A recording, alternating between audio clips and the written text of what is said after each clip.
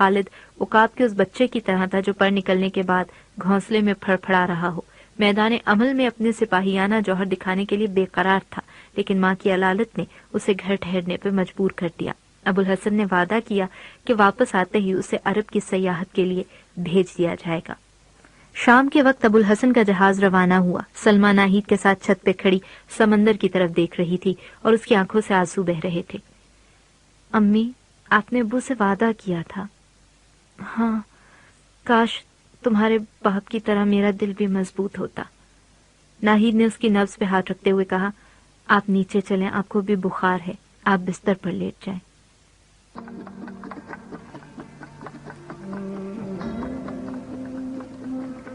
سراندیپ کے دربار میں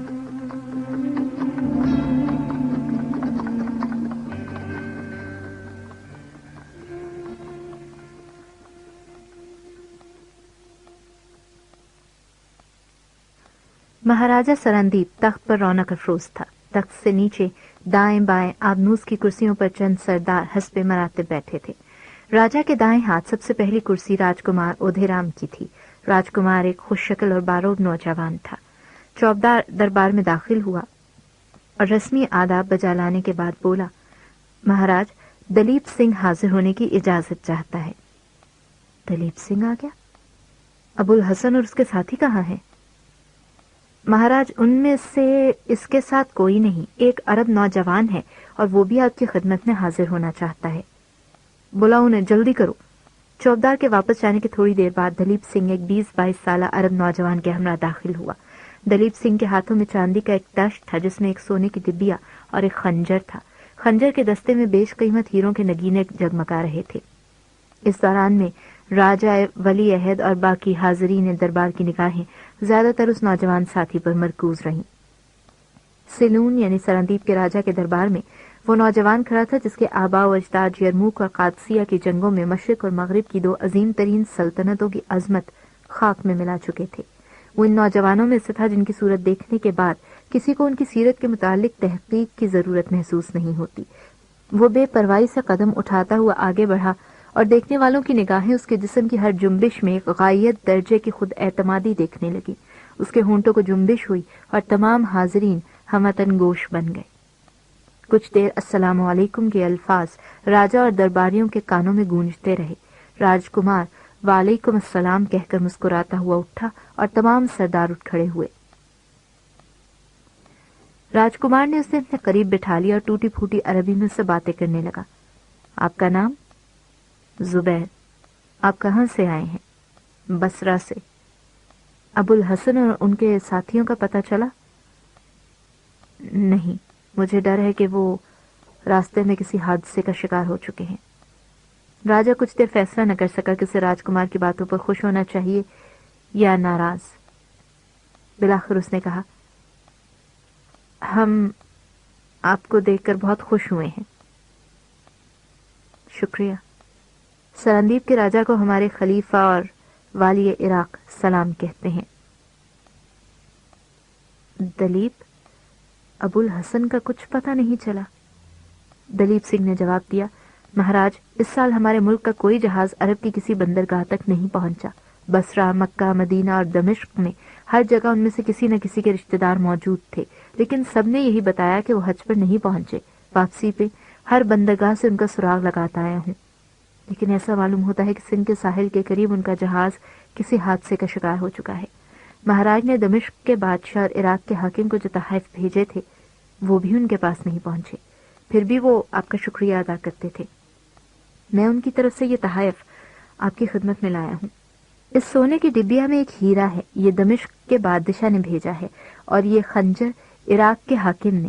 میں عربی نسل کے 8 گھوڑے بھی لایا ہوں، 4 سفید ہیں جو بادشاہ نے دی اور 4 مشکی ہیں جو عراق کے حاکم نے بھیجے ہیں۔ انہیں شاہی استبل میں پہنچا دیا گیا ہے۔ اس نے دونوں تحفے راجکمار کی طرف بڑھاتے ہوئے کہا، دیکھو راجکمار، یہ تحفہ اس بادشاہ کا ہے جس کا لوہا ہر لوہے کو کاٹتا ہے، جس کی سلطنت میں کئی دریا، کئی پہاڑ اور کئی سمندر ہیں، جس کے سپاہی پتھر کے قلعوں کو مٹی کے گھروندے سمجھتے ہیں اور گھوڑوں پر سوار ہو کر دریاؤں کو عبور کرتے ہیں۔ اور یہ خنجر، یہ مجھے عراق کے حاکم نے بھیجا ہے جس کے نام سے بڑے بڑے بادشاہ کانپتے ہیں۔ راجکمار کسی اور ہی خیال میں تھا. اس نے یہ دونوں چیزیں بے پرواہی سے دیکھی اور وزیر کے ہاتھوں میں تھما دی. پھر اس نے زبیر کی طرف دیکھا اور کہا, میرا جی چاہتا ہے میں اپنی آنکھوں سے تمہارے بادشاہ کو دیکھوں. ہمارا کوئی بادشاہ نہیں. ابو الحسن بھی یہی کہا کرتا تھا کہ مسلمان کسی کو بادشاہ نہیں بناتے. بیچارہ کتنا اچھا آدمی تھا, تلوار کا دھنی, بات کا پکا. اس کی لڑکی کو کس قدر صدمہ ہوگا, اور وہ عبد الرحمن اور یوسف کس قدر شریف تھے. بھگوان جانے خبر سن کر ان کے بال بچوں کی کیا حالت ہوگی. آپ ان سے ملے ہیں؟ جی نہیں, میں سیدھا آپ کے پاس آیا ہوں. یہ خط. زبیر نے اپنی جیب سے خط نکال کر راجا کو پیش کرتے ہوئے کہا, یہ خط مجھے بصرہ کے حاکم نے دیا ہے. دلیپ سنگھ نے زبیر سے خط لیا اور اسے کھول کر ترجمہ سنانے لگا. مہاراج کو والی بصرہ سلام کہتے ہیں. وہ عرب تاجروں کی بیواؤں اور یتیم بچوں کے ساتھ نیک سلوک کے ممنون ہیں. ان کی خواہش ہے کہ مہاراج ان بیواؤں اور یتیم بچوں کو بصرہ پہنچا دینے کا بندوبست کریں. وہ آپ کے ایلچی کے ساتھ اپنی فوج کے ایک سالار زبیر کو ایک جہاز دے کر بھیج رہے ہیں اور امید کرتے ہیں کہ آپ بہت جلد ان کی روانگی کا بندوبست کر دیں گے. والی بصرہ کا خیال ہے کہ ابو الحسن اور اس کے ساتھی ہندوستان کے مغربی ساحل پر کسی حادثے کا شکار ہو گئے ہیں. اگر یہ پتہ چلا کہ ان کا جہاز کسی علاقے کے بحری لٹیروں نے غرق کیا ہے تو انہیں سزا دینے میں کسی قسم کی تاخیر نہیں ہوگی. خط کا مضمون سننے کے بعد راجہ گردن جھکائے دیر تک سوچتا رہا. زبیر نے راجکمار کی طرف دیکھا. راجکمار کے بھنجے ہوئے ہونٹوں پہ کپ کپی سی طاری ہو گئی. پھر وہ اپنی جگہ سے اٹھا اور بغیر بات کیے عقب کے کمرے میں چلا گیا. راجکمار کے اٹھ جانے کے بعد اس نے زبیر اور دلیپ سنگھ کے سوا تمام درباریوں کو رخصت کا حکم دیا.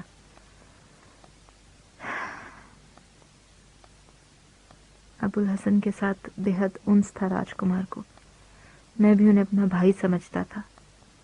مجھے ان کی موت کا بہت دکھ ہے. لیکن یہ بھی کیسے کہا جا سکتا ہے کہ وہ اور اس کے ساتھ ہی مر چکے ہیں. ممکن ہے انہیں راستے میں بحری ڈاکوؤں نے لوٹ لیا ہو اور وہ اس وقت قید میں ہوں. سب سے زیادہ دکھ بیچاری ناہید کا ہے. ابھی تو وہ اپنی ماں کا غم نہیں بھولی تھی. اب یہ صدمہ اس کے لیے ناقابل برداشت ہوگا. ناہید کون ہے؟ ابو الحسن کی اکلوتی بیٹی. اپنی ہی بیٹی سمجھتا ہوں میں اسے. دلیپ, انہیں مہمان خانے میں لے چلو. میں راجکماری کو ان بچوں کو تسلی دینے کے لیے بھیجتا ہوں. میں سیدھا آپ کے پاس چلا آیا. میں نے ان بچوں کو ابھی تک نہیں دیکھا. اچھا, دلیپ سنگھ, انہیں ان کے پاس ہی لے جاؤ.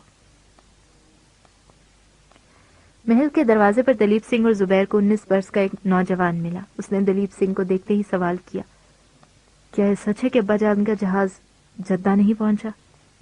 دلیپ سنگھ نے ہاتھ بڑھا کر اسے گلے لگا لیا اور کہا, خالد, میں ہر شہر اور ہر بندرگاہ میں انہیں تلاش کر چکا ہوں, لیکن ان کا کچھ پتہ نہیں چلا. میں بھی ابھی بندرگاہ سے ہو کر آیا ہوں, اور اب کے چند جہاز ران بتاتے ہیں کہ ان کا جہاز سندھ کے ساحل کے قریب غرق ہو چکا ہے.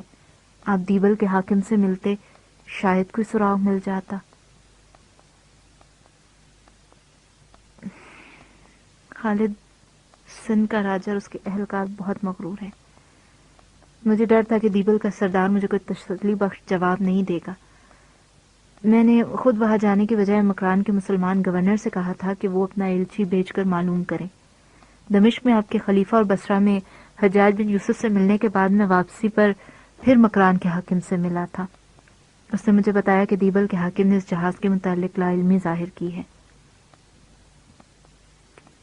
اچھا, یہ کہہ کر خالد زبیر کی طرف متوجہ ہوا. آپ کی مہمان نوازی ہمارا حق ہے. آپ میرے ساتھ چلیں, کم از کم عورتوں اور بچوں کو تسلی دینے کے لیے تو. چلو دلیپ سنگھ, خالد کے ساتھ چلیں. اگر آپ مناسب خیال کریں تو آپ خالد کے ساتھ ہو آئیں. میں اتنی دیر میں آپ کے ساتھیوں کو ٹہرانے کا انتظام کروں. ٹھیک ہے. زبیر خالد کے ساتھ چل دیا. راستے میں اس نے پوچھا, تم ابو الحسن کے بیٹے ہو؟ ہاں. لیکن آپ کو کس نے بتایا؟ میں تمام راستے دلیپ سنگھ سے تم لوگوں کے متعلق پوچھتا آیا ہوں. اس کی باتوں سے تمہاری جو تصویر میرے ذہن میں تھی, تم اس سے مختلف نہیں ہو. جس صبر و تحمل, جس سکون کے ساتھ تم نے یہ المناک خبر سنی, میں اس سے متاثر ہوا ہوں. تم سچ مچ خالد ہو۔ شہر کے کونے پر ندی کے پاس عرب تاجروں کے مکانات تھے۔ تھوڑی دیر چلنے کے بعد خالد نے پتھر کی ایک چار دیواری کی طرف اشارہ کرتے ہوئے کہا، یہ ہے ہمارا مکان۔ پتھر کے چھوٹے سے مکان کے سامنے ایک چبوترے پر بانس کا چھپر تھا۔ زبیر بیت کے مونڈے پر بیٹھ گیا۔ خالد کے اشارے سے ایک سیاہ فام لڑکا پنکھے سے اسے ہوا دینے لگا۔ یہ بچپن سے ہمارے ساتھ رہتا ہے، اسے ہمارے ابا جان نے پالا تھا۔ لڑکے نے مزید تعارف کی ضرورت محسوس کرتے ہوئے کہا، اور میں اب مسلمان بھی ہوں اور میرا نام علی ہے۔ خالد نے سرندید کی زبان میں کچھ کہا اور علی پنکھا رکھ کر بھاگتا ہوا پاس ہی ایک ناریل کے اونچے درخت سے چند ناریل توڑ لایا۔ ناریل کا پانی پینے کے بعد زبیر خالد سے کچھ دیر باتیں کرتا رہا۔ اپنے باپ کی المناک انجام کی خبر کے باوجود خالد عربوں کی روایتی مہمان نوازی کا ثبوت دینے کے لیے زبیر کی ہر بات میں دلچسپی لینے کی کوشش کر رہا تھا۔ تاہم زبیر نے کئی بار محسوس کیا کہ اس کے ہونٹوں پر ایک غمگین مسکراہٹ آہوں اور آنسوؤں سے کہیں زیادہ جگردوز تھی۔ خالد نے زبیر سے کہا، مہارانی اور راجا کی بیٹی کو میری بہن سے بہت محبت ہے۔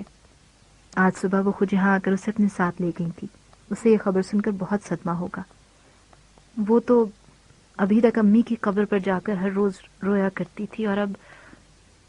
زبیر نے مغموم لہجے میں پوچھا، آپ کی والدہ کا بھی انتقال ہوا؟ کب؟ جی بس 2 مہینے ہوئے ہیں۔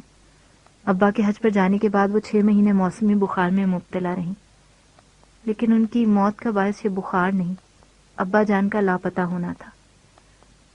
ان کے آخری الفاظ بھی یہی تھے کہ ناہید، تمہارے ابا آئیں گے اور ضرور آئیں گے۔ وہ بے وفا نہیں، میں بے وفا ہوں جو ان کا انتظار نہ کر سکی۔ زبیر نے اپنی 22 سالہ زندگی میں تیروں اور نیزوں کے سوا کچھ نہ دیکھا تھا۔ وہ ایک نڈر ملاح تھا اور فقط طوفانوں سے کھیلنا جانتا تھا۔ اس کی زبان میٹھے اور شیریں الفاظ سے ناآشنا تھی۔ خالد کی باتوں سے بے حد متاثر ہونے کے باوجود وہ تسلی اور تشفی کے موضوع الفاظ تلاش نہ کر سکا۔ خالد، مجھے ان کے اس حسرتناک انجام کا دکھ ہے۔ کاش میں تمہارے حصے کا بوجھ اٹھا سکتا۔ یہ کہتے ہوئے زبیر کی نگاہیں نادانستہ باہر کے دروازے پہ مرکوز تھیں۔ ناہید آئی اور دور سے اپنے بھائی کے ساتھ ایک اجنبی کو دیکھ کر جھجکی، رکی اور چہرے پہ نقاب ڈال لیا۔ زبیر کو ایک دم ایک دلگداز آواز سنائی دی، بھائی، کیا یہ سچ ہے کہ ابا جان؟ فکرے کا آخری حصہ جیسے آنسوؤں میں چھپ گیا۔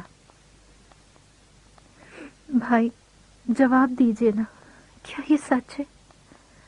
آپ مجھ سے کیا چھپانا چاہتے ہیں؟ ناہید، تقدیر کے سامنے کسی کا بس نہیں چلتا۔ خالد نے اٹھ کر اس کے سر پہ ہاتھ رکھا۔ زبیر نے جھکی نظروں سے ندامت بھرے لہجے میں اسے تسلی دینے کی کوشش کی۔ مجھے بہت افسوس ہے، میں آپ کے پاس کوئی خوشی کی خبر نہیں لا سکا۔ ناہید کوئی اور بات کیے بغیر مکان کی طرف چل دی۔ چند قدم آہستہ آہستہ اٹھانے کے بعد بھاگ کر ایک کمرے میں داخل ہو گئی۔ خالد ایک لمحہ کے لیے تذبذب کے عالم میں کھڑا رہا، بالآخر زبیر کی طرف دیکھ کر بولا، میں ابھی آتا ہوں۔ خالد بھاگ کر ناہید کے کمرے میں داخل ہوا۔ ناہید بستر پر منہ کے بل پڑی ہچکیاں لے رہی تھی۔ خالد نے پیار سے اس کا بازو پکڑ کر سر پر ہاتھ پھیرتے ہوئے کہا، ناہید، میری بہن صبر سے کام لو۔ علی زبیر کے پاس تھوڑی دیر بے حس حرکت کھڑا رہا، پھر یکدم ہونٹ بھینج بھینج کر اپنی چیخوں کو ضبط کرتا ہوا باہر نکل گیا۔ تھوڑی دیر میں عربوں کے تمام بچے، عورتیں اور مرد خالد کے مکان کے صحن میں جمع تھے۔ لوگوں کا شور و غوغا سن کر خالد باہر نکل آیا اور بیک وقت کئی زبانوں سے مختلف سوالات پوچھنے لگی۔ طلحہ نے آگے بڑھ کر سب کو خاموش کیا اور خالد سے پوچھا، کیا جہاز کے غرق ہونے کی خبر درست ہے؟ خالد نے اثبات میں سر ہلایا۔ اس نے زبیر کی طرف دیکھا اور پوچھا، کیا یہ خبر آپ لائے ہیں؟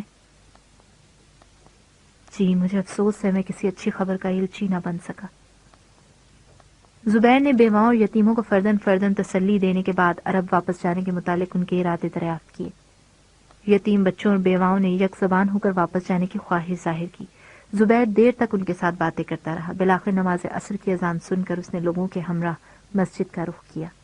طلحہ کے اصرار پر زبیر نے امام کے فرائض انجام دیے۔ جب وہ مسجد سے نکلا تو دروازے پر راج کمار اور دلیپ سنگھ کھڑے تھے۔ چمکدار آنکھیں پرنم تھیں۔ دونوں نے آگے بڑھ کر خالد کو گلے لگایا۔ دلیپ سنگھ نے زبیر سے کہا، مہاراج نے آپ کو یاد کیا ہے۔ خالد، تم بھی چلو۔ دونوں اس کے ساتھ مہاراج کی خدمت میں حاضر ہوئے۔ راجہ محل کی دوسری منزل پر ایک دریچے کے سامنے بیٹھا سمندر کی طرف دیکھ رہا تھا۔ زبیر اور اس کے ساتھیوں کے قدموں کی چاپ سن کر اس نے پیچھے مڑ کر دیکھا اور پھر اٹھ کر زبیر کے ساتھ مصافحہ کرنے کے بعد خالد کی طرف متوجہ ہوا۔ بیٹا، مجھے تمہارے باپ کی موت کا بہت دکھ ہے۔ میرا خیال ہے کہ ان کا جہاز طوفان کے باعث غرق ہو چکا ہے، لیکن اگر یہ ثابت ہو گیا کہ راستے میں کسی نے حملہ کر کے ان کا جہاز غرق کر دیا ہے تو میں اس کی سرکوبی کے لیے اپنے تمام ہاتھی اور سارے جہاز بصرہ کے حاکم کے سپرد کر دوں گا۔ پھر وہ زبیر سے مخاطب ہوا، میں بصرہ کے حاکم کی مرضی کے خلاف کچھ نہیں کر سکتا، لیکن اگر آپ عرب بچوں کو لاوارث سمجھ کر یہاں سے لے جانا چاہتے ہیں تو مجھے بہت افسوس ہوگا۔ میں انہیں اپنے بچے سمجھتا ہوں، اگر وہ یہاں رہیں تو ان کی ہر ضرورت ہمارے شاہی خزانے سے پوری ہوگی۔ آپ ان سے پوچھ لیں، اگر انہیں یہاں کوئی تکلیف ہو تو بے شک انہیں اپنے ساتھ لے جائیے۔ زبیر نے جواب دیا، انہیں یہاں کوئی شکایت نہیں، اور میں اپنی حکومت اور تمام عربوں کی طرف سے آپ کا شکریہ ادا کرتا ہوں، لیکن ہم یہ نہیں چاہتے کہ ہماری قوم کے یتیم بچے اپنے ملک سے اس قدر دور رہیں۔ ان کی بہترین تعلیم و تربیت وہیں پر ہو سکتی ہے، اس کے بعد اگر وہ پسند کریں گے تو انہیں یہاں بھیج دیا جائے گا۔ آپ سب کو لے جانا چاہتے ہیں؟ نہیں، طلحہ اور چند تاجر یہیں رہیں گے۔ لیکن خالد اور اس کی بہن بھی تو یہیں رہیں گے نا؟ بہت اچھا، میں ان کی مرضی پر چھوڑتا ہوں۔ خالد بیٹا، انہوں نے یہ فیصلہ تم پہ چھوڑ دیا ہے، اب تم بتاؤ، تم یہاں رہنا چاہتے ہو یا نہیں؟ مہاراج، آپ کے ہم پر بہت احسانات ہیں۔ اگر میرے پیش نظر دنیا کا کوئی آرام ہوتا تو میں آپ کا ساتھ کبھی نہ چھوڑتا، لیکن اس وقت ہماری قوم دور دراز کے ممالک میں جہاد کر رہی ہے اور میری رگوں میں ایک مجاہد کا خون ہے۔ میں نے سنا ہے کہ موجودہ وقت کی ضرورت کا احساس کرتے ہوئے مجھ سے کم عمر کے لڑکے بھی جہاد پر جا رہے ہیں۔ میں اس سعادت سے محروم نہیں رہنا چاہتا۔ راجہ کچھ دیر سر جھکا کر سوچنے کے بعد بولا، بیٹا، تم ابو الحسن کے بیٹے ہو، اگر تم ارادہ کر چکے ہو تو مجھے یقین ہے کہ تمہیں دنیا کی کوئی طاقت نہیں روک سکتی۔ خوش نصیب ہے وہ قوم جس کی مائیں تمہارے جیسی اولاد پیدا کرتی ہیں۔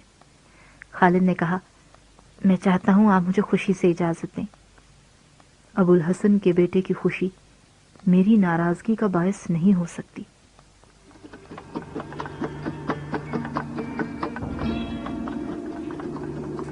قزاق۔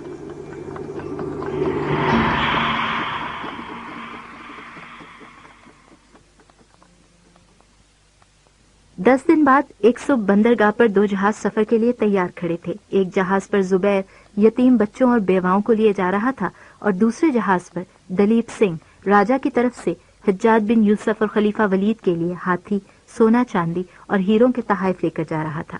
ہاتھی تعداد میں 10 تھے۔ شہر کے لوگوں نے اپنے مہمانوں کو آنسوؤں اور آہوں کے ساتھ الوداع کہا۔ صبح شام میں تبدیل ہو گئی اور سرندیپ کا ساحل افق پر ایک ہلکی سی سرسبز لکیر نظر آنے لگا۔ آہستہ آہستہ یہ لکیر بھی شام کے دھندلکے میں چھپ گئی۔ وہ آنسو جو دیر سے ناہید کی آنکھوں میں جمع ہو رہے تھے ٹپک پڑے۔ علی بھی اپنا آبائی وطن چھوڑنے پر قدرے ملول تھا، لیکن اس کے دل میں خالد اور ناہید کے ساتھ جانے کی خوشی اس سے کہیں زیادہ تھی۔ چند دنوں کے بعد یہ جہاز مالابار کے ساحل کے ساتھ ساتھ سفر کر رہے تھے۔ راستے میں سامان خوراک اور تازہ پانی حاصل کرنے کے لیے انہیں مغربی ساحل کی مختلف بندرگاہوں پر لنگر انداز ہونا پڑا۔ اس دوران میں انہیں کوئی حادثہ پیش نہ آیا۔ مالابار کی ایک بندرگاہ پر چند عرب تاجروں نے زبیر کا خیر مقدم کیا اور گزشتہ طویل سفر میں تھکے ہوئے مسافروں کو 4 دن کے لیے اپنے پاس ٹھہرا لیا۔ ان 4 دنوں میں سرندیپ کے راجہ کے گراں قدر تحائف کی خبر دور دور تک مشہور ہو چکی تھی۔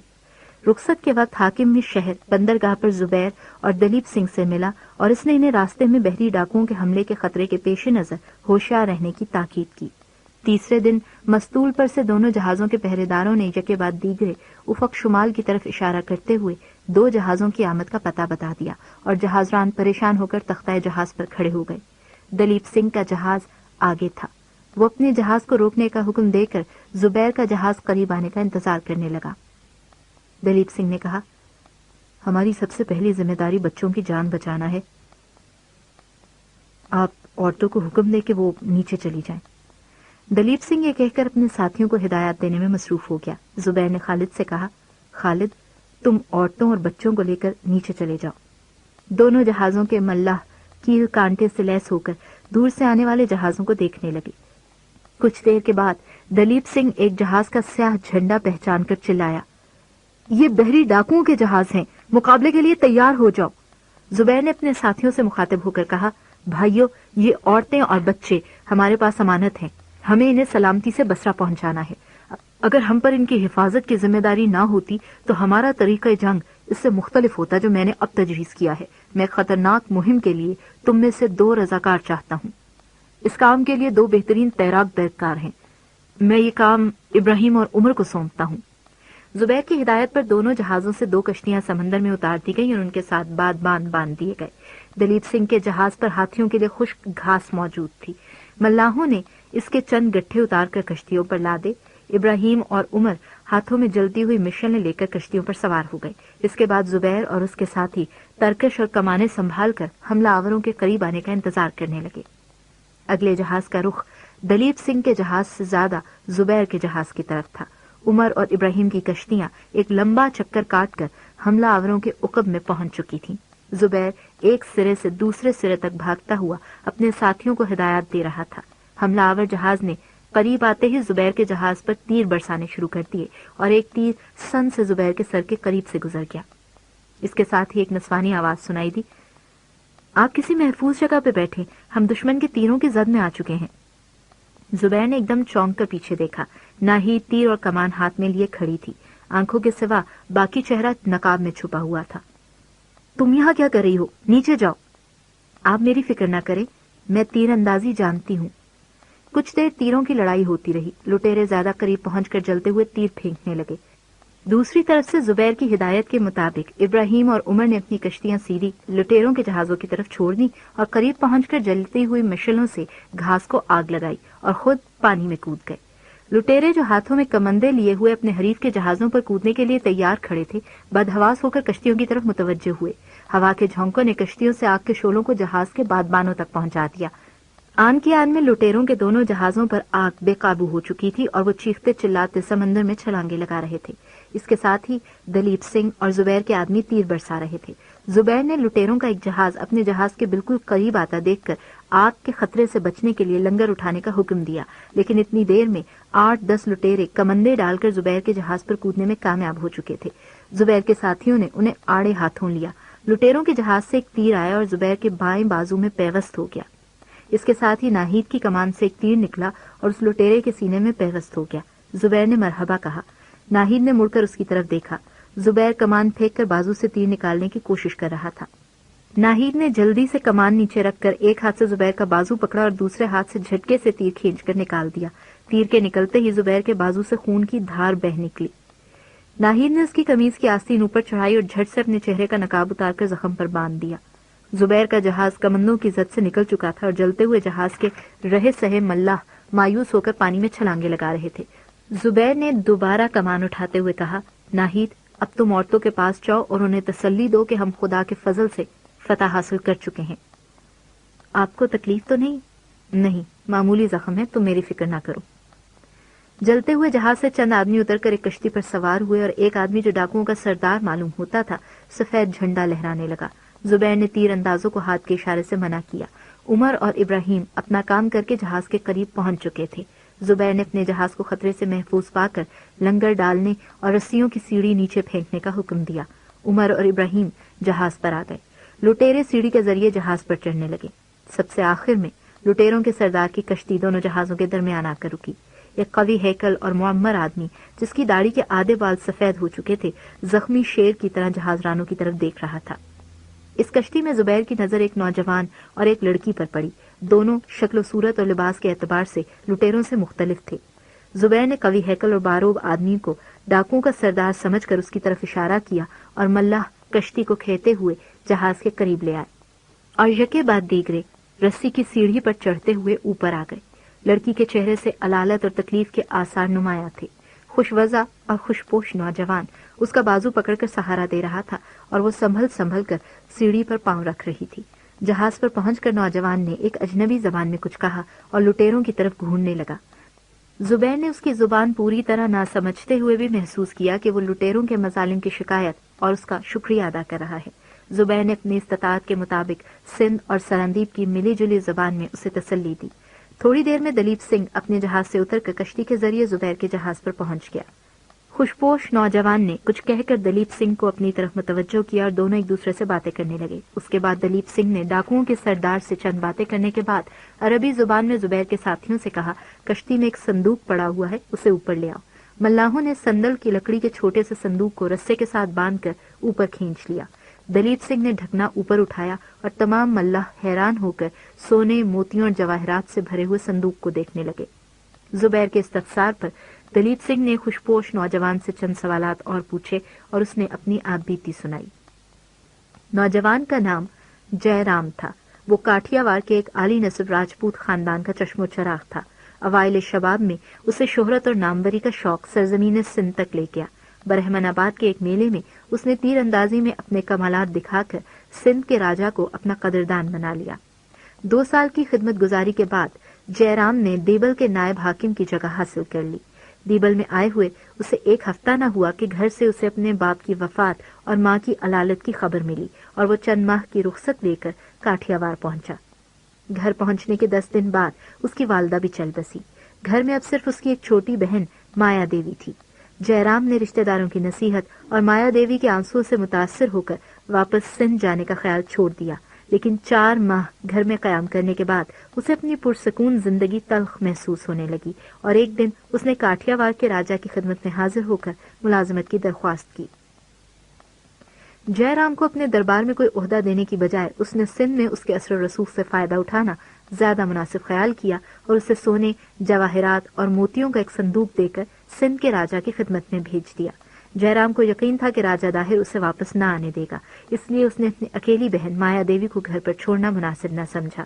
مایا دیوی بھی اس کے ساتھ جانے پر بضد تھی، اس لیے یہ دونوں اپنا گھر بار چچا زاد بھائی کے سپرد کر کے سندھ کی طرف روانہ ہو گئے، لیکن کاٹھیا وار اور سندھ کے درمیان ان کے جہاز کو بحری ڈاکوؤں سے مقابلہ کرنا پڑا۔ اس کے ساتھ ہی بہادری سے لڑے، لیکن ڈاکوؤں کے سامنے ان کی پیش نہ گئی۔